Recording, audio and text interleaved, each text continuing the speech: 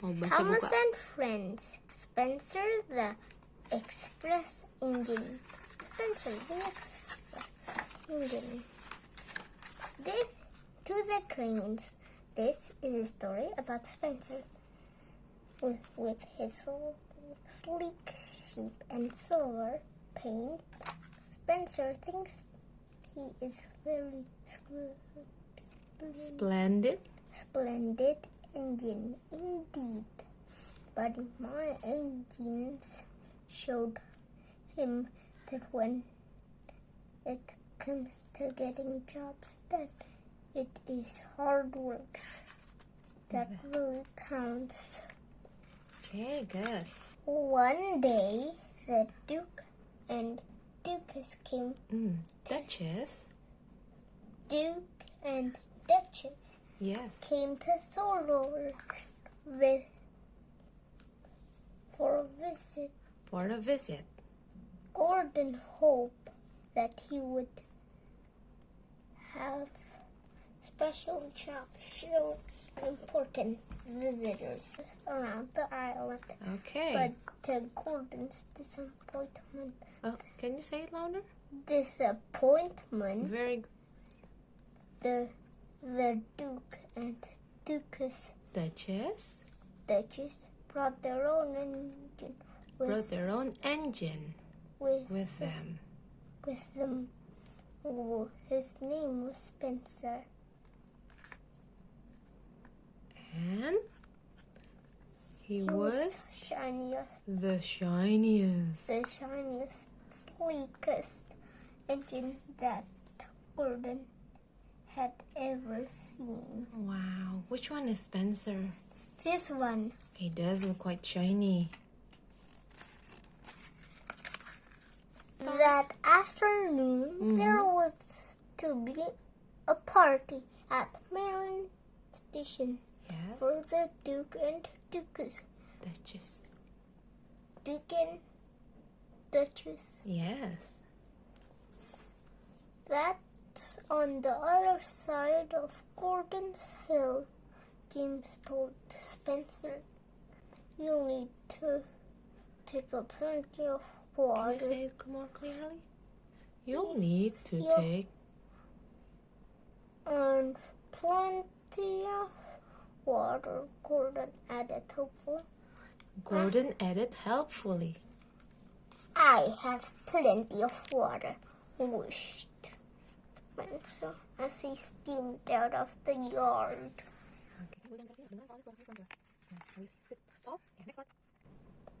But when Spencer reached Gordon's Hill, he began to struggle.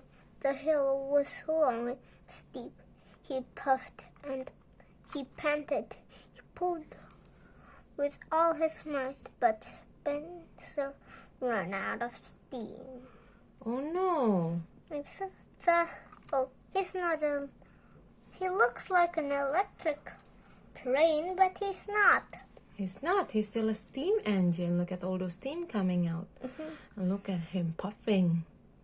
His driver had to phone for help back at the station.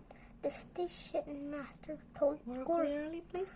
The station master told Gordon the fat controller has a job for you.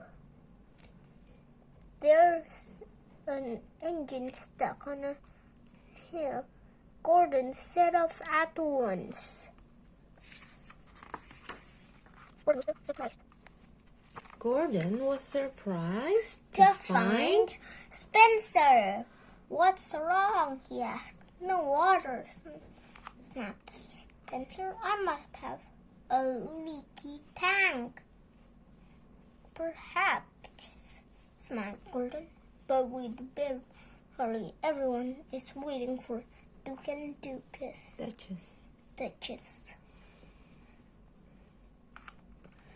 Soon, Gordon was coupled up to Spencer and they set off.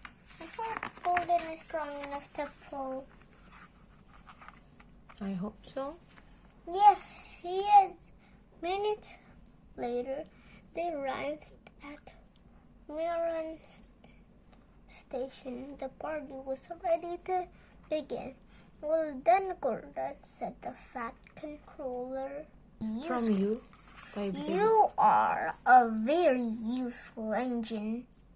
Gordon glowed with pride. He looks so happy. Spencer was a very fast engine. One day, when he pulled into Knapford station, his driver had exciting news for him. You have beaten Gordon's record, he said. Of course, Boasted Spencer. boasted Spencer. I'm faster and fine. All the engines on Sodor put together. The fat controllers engine were very cross. Oh, they look so mad. They look unhappy. Spencer was taking the Duke and Duchess to the summer house. The fat controller came to tell him, his engines, that one of them was needed to carry the furniture. The engines saw the chance for a race. Ooh, race against Spencer, of course. Please, sir, said Thomas, James, and Gordon, all together. May I go? But the fat controller told Edward to go instead. James and Gordon groaned. Edward was an old engine, and not as strong and fast as the others. He'll lose the race and let the whole railway down, said James. Which one is it? I think this is James, isn't it? Thomas and Percy were cross with James. Edward was their friend. You can beat the big trouble show off any day, told him. They told him. Slowly and steadily, Edward set off. Will do my best. He puffed. But Spencer quickly passed Edward. I won already, he boasted. And with a whoosh, he was gone. No, will Spencer really win? Edward came to the bottom of a steep hill. The furniture was heavy and he felt tired. This must be Duke and Duchess, right? Let's see, is it? Let's keep reading. But Donald and Douglas were waiting at the junction. Oh. They had heard about the race. No, it's not Duke and Duchess. That must be Donald and Douglas then. Donald Duck? Not the duck. Hurrah for Edward, cried Donald. He is a first-rate engine, added Douglas. This made Edward feel much better. He huffed and puffed and soon had climbed to the top of the hill. He raced down the other side to catch up with Spencer. Now your turn again. Spencer happily steamed along. Up ahead was this Deciding leading to the summer house. Hey! Why is he asleep? Let's keep reading. He must need to take water. Oh, not again. He didn't got water in. Is it? Why he was asleep? Let's keep on reading. But Duke wanted to take some photographs of the Countryside. So which one is Duke? This is the Duke and this is the Duchess.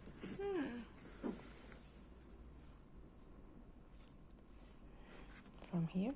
Spencer stopped and the Duke set up his camera. Spencer closed his eyes. Nothing to worry about, he said lazily. Before long, Spencer was fast asleep. Oh, so that's what happened. When the Duke had finished taking photograph, Spencer's driver rang the bell. "Time to go," he said. Nothing happened. Spencer was dreaming of winning the race. He didn't hear the bell. And he didn't hear Edward puffing past him. Spencer's driver rang the bell again and again.